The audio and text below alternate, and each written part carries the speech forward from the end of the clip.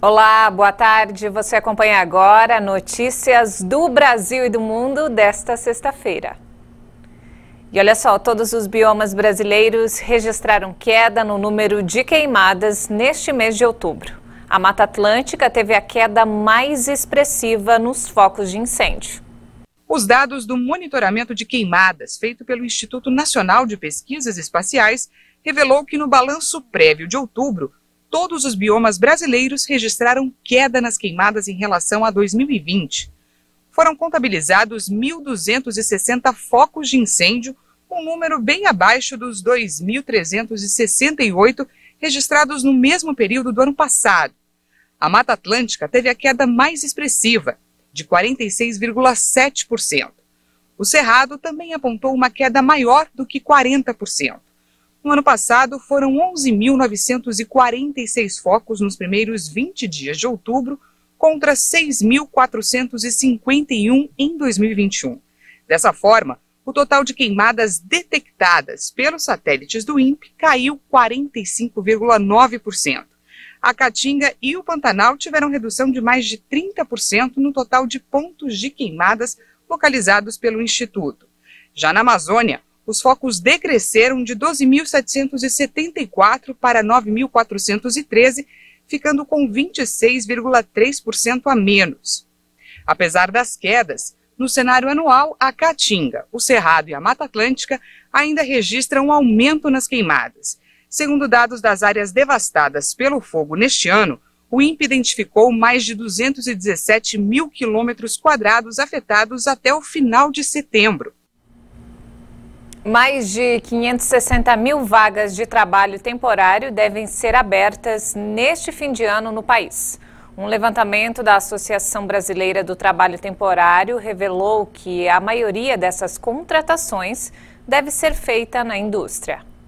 A tradicional abertura de vagas de trabalho no fim de ano deve trazer um alívio ao mercado brasileiro. De acordo com dados da Acertem, o Brasil deve gerar 565 mil vagas sazonais de trabalho entre os meses de outubro, novembro e dezembro deste ano. No último trimestre do ano passado, foram criadas 471.300 vagas temporárias. Apesar da projeção mais otimista, o número é considerado conservador por causa da insegurança econômica que as empresas ainda enfrentam por causa da pandemia. Entre as contratações provisórias, a indústria deve responder pela maior parte, com cerca de 60%. A estimativa é de que o setor de serviços aumente em 25% os postos de trabalho e o comércio 15%. A China reagiu à fala de Joe Biden sobre defesa de Taiwan e pediu prudência. Em entrevista, o presidente americano advertiu que os Estados Unidos defenderão a ilha no caso de a China decidir lançar um ataque.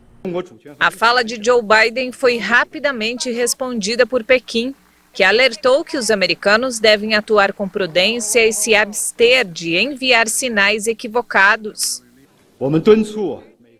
Pedimos aos Estados Unidos que observem estritamente o princípio de uma única China. Washington deve agir e falar com cautela sobre a questão de Taiwan e evitar enviar quaisquer sinais errados às forças separatistas. Isso evita danos sérios às relações entre a China e os Estados Unidos e a paz e estabilidade no Estreito de Taiwan. Os comentários de Biden vão na contramão da antiga política americana de ambiguidade estratégica com a qual Washington ajudava Taiwan a construir suas defesas, mas sem se comprometer a sair em apoio da ilha. Desde 1945, o pequeno território é governado por um regime que se instalou após a vitória dos comunistas na China continental em 1949. Na esteira da guerra civil no país asiático. A República Popular da China, que tem Pequim como capital, é governada pelo Partido Comunista, que considera a ilha uma província rebelde. As autoridades chinesas ameaçam usar a força caso Taipei declare formalmente sua independência. E a rainha Elizabeth II passou a noite no hospital para realizar exames. A notícia alimenta especulações sobre a saúde da monarca após ela cancelar viagem por recomendação médica. Apenas cansaço por uma agenda movimentada aos 95 anos, ou a Rainha Elizabeth II foi afetada por uma doença grave? Essas foram algumas dúvidas que tomaram as ruas de Londres nesta sexta-feira, um dia depois da monarca passar uma noite em um hospital em Londres. Em um breve comunicado, o Palácio de Buckingham anunciou na quinta-feira à noite que a Rainha Elizabeth II foi internada na quarta para ser submetida a exames médicos. Ela só retornou ao castelo de Windsor na quinta. O palácio destacou que a soberana mantém um bom estado de ânimo, mas a Casa Real só reagiu depois que o jornal The Sun vazou a notícia. De acordo com o tabloide sensacionalista, Elizabeth permaneceu no hospital londrino por estar muito tarde para voltar à residência de Windsor, que fica a 40 quilômetros ao oeste da capital. O assunto gerou sentimentos de indignação e dúvidas nas ruas da Inglaterra. Ela é dura, né? Eu estava voando ontem e recebemos a notícia quando entramos no avião. Minha esposa disse para mim, ela tem 95 anos e está resistindo a ir para o hospital. Essa é uma ideia difícil, como dizemos na América. Acho que ela é extremamente saudável, ainda anda a cavalo, ela sai por aí, ela é muito independente, então eu acho que ela é uma senhora muito forte, tem muito apoio ao seu redor. Do mesmo jeito, a rainha tem 95 anos, está com uma bengala, então podemos dizer que ela está ficando um pouco frágil, mas ainda é muito, muito forte. A família tem boa genética, a mãe dela era muito velha quando morreu, mais de 100 anos. Pessoas assim têm uma vida muito fácil, né? Comem comida muito boa e vivem no luxo, então talvez seja uma das razões pelas quais eles vivem tanto. A Casa Real anunciou na quarta-feira que a monarca aceitou a contragosto um conselho médico para repousar durante os próximos dias. A decisão provocou o cancelamento de uma visita da rainha à Irlanda do Norte no centenário da criação da região britânica.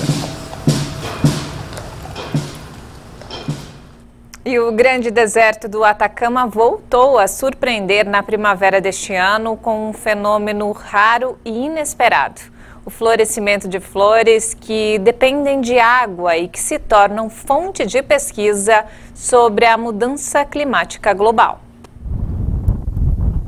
Um manto amarelo e magenta de flores brotou nesta, que é uma das terras mais secas do mundo. Um fenômeno que especialistas acompanham de perto como uma janela para um futuro afetado pela mudança climática. Essa é uma característica, são ecossistemas muito frágeis, então um pouquinho menos de chuva. São ecossistemas muito frágeis, então um pouco menos ou mais de chuva tira esse tipo de equilíbrio em que estão e pode alterá-los. Eles são ecossistemas únicos no sentido de que as plantas que sobrevivem aqui têm que ter uma série de estratégias particulares para permitir que sobrevivam. Justamente para permitir-lhes sobreviver aqui. Em função da pouca chuva, os tons coloridos das flores brotam nessas terras entre setembro e outubro. A área fica próxima a Copiapó, a 800 quilômetros ao norte de Santiago, no Chile. Cientistas revelam o segredo de tanta beleza. As sementes dormentes que ficam sob a superfície podem sobreviver por décadas à espera de uma quantidade mínima de água. É uma questão de tempo até que germinem e floresçam. O que vemos aqui são milhões de anos de O que vemos aqui são milhões de anos de evolução em ambientes extremos que também nos dão informações. Do ponto de vista utilitário da pesquisa, também pode nos ajudar a entender a como nos adaptar. Ou para quizás nós adaptarmos. Essa maravilha natural e até certo ponto contraditória ocorre em outros lugares com menos chuvas do mundo. É um fenômeno irregular que pode passar anos sem ocorrer, mas de repente florescer. E não temos mais tempo, essa edição fica por aqui. Mais informações ao longo da nossa programação. Obrigada pela companhia.